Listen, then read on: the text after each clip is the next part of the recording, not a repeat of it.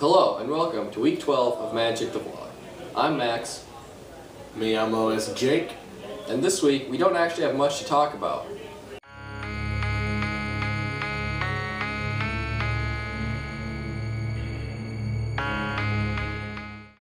This week, we've got a super awesome song of the week for you.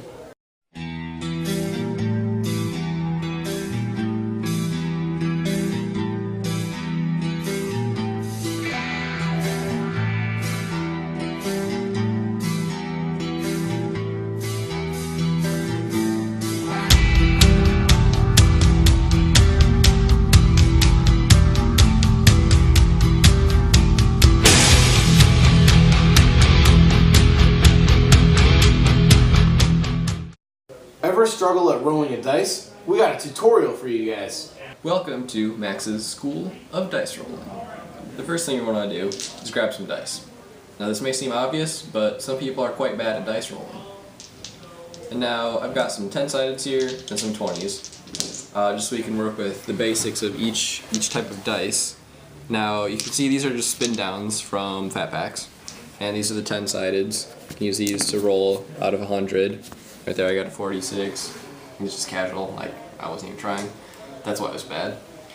And then for these spin downs, they obviously go to 1 to 20, and you normally just roll one at a time. Meaning, normally I get 20, but that's just like offhand. So the technique here, for each dice, you've got the outer layer, plastic shell, and then actually if you cut it in half, you'll see that there's an inner layer of different plastic material, and the outer layer is less dense than the inner layer. So what we want to do is, basically, it requires, I'd say, about 2 weeks of dedicated training, and you can do it in a month if you just want to spend a few hours a night. So you can feel the dice. The inner plastic is not uniform. Each dice has a specific point of where the mass is off center. So after somewhere on the order of 1,000 or so dice rolls, you know where that point is, and you can hold it in the correct spot to get a 20 every single time. And like most of the time you have to just sandbag yourself, because if you roll a 20 every single time you roll the dice, people are going to realize that you're cheating. So sometimes you just have to like purposely do it wrong, because otherwise you'll just get 20s every time and win every roll. So word of the caution, don't get 20s all the time, because people will realize you're cheating. Just do it like half the time, get a 20. Other than that, just have fun with the technique. Just practice, number one, above all, and everything. And besides that, there's nothing else. It just requires dedication.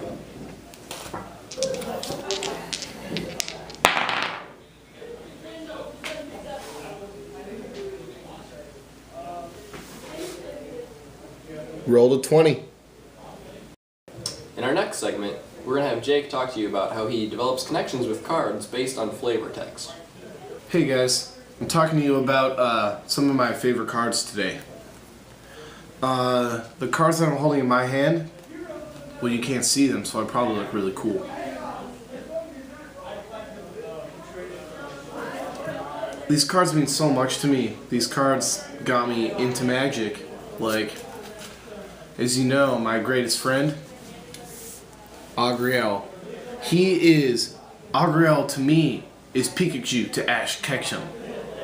Agriel is my greatest friend and greatest companion, and he will always be in my heart. Another card that I know and love, and you know that I know and love, Nile Spellbomb. That card is amazing and should be in every single deck.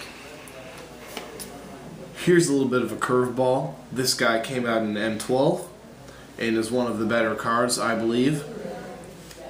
He goes by Armored Warhorse. This card is very awesome. 2 white for a 2/3 with awesome flavor text. This guy, when I started playing Magic, was my favorite card. Whenever he comes into play, I get to discard my hand and my opponent sacrifices a creature for each card that I discard. It is a 6/6 flying dragon. Malfagor. These cards are my favorite cards. Agriel, Nile Spellbomb, Armored Warhorse, and Malfagor. I've had a deck with all of those cards in them. Not all at the same time, because this bad boy's out of standard. So is this guy. But they're still my favorite cards. And there's some really sweet cards too. Nile Spellbomb, getting rid of your opponent's graveyard. But I just feel really connected with these cards because the flavor texts allow me to picture myself with these cards. Like, just pretend you're a little kid. Like, Armored Warhorse. When we of the Northern Verge claim a mount, no peasant's nag will do. It must be as strong as our virtue. It must join us with its own will. I want an Armored Warhorse. What a loyal pet.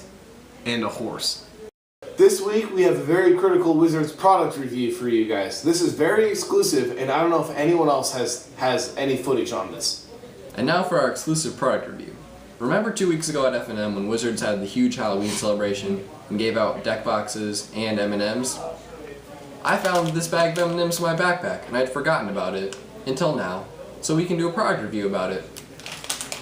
First of all, I'll give you my opinions on the packaging. It looks like we've got Liliana seated in a throne and the words Friday Night Magic. It makes sense because the M&Ms were given out at Friday Night Magic. On the back side is Friday Night Magic again. We've got nutrition facts. It's good. I mean, it's food, so I'm pretty sure it's like illegal. They have to have that. Background is reddish brown. Pretty much like Innistrad flavor. If we open it up here, oh, it's a bit tough to open. Minus points. We've got access to the M&Ms now. Pour a few of those out. Oh, and great, we've got the Avacyn's symbol on the M&Ms. You can see that. And then on the front, it's got the regular M. Alright, looks good. We got some colors here. Looks like gray, white, blue, green, red. Why didn't they do white, blue, black, colors of red, mana. green? Colors of magic. Or did white, blue?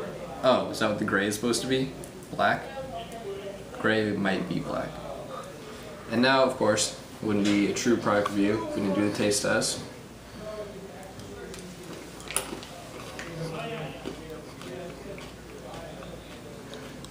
Okay, they're kind of stale, but that probably is a result of them sitting in my backpack for 2 weeks. They taste pretty much like how I would imagine M&Ms would taste. They just kind of sat there. They're good. They're still good. Chocolate, crunchy. And overall, I'd say a 9 out of 10. And that's it for the exclusive product review. Tips and tricks!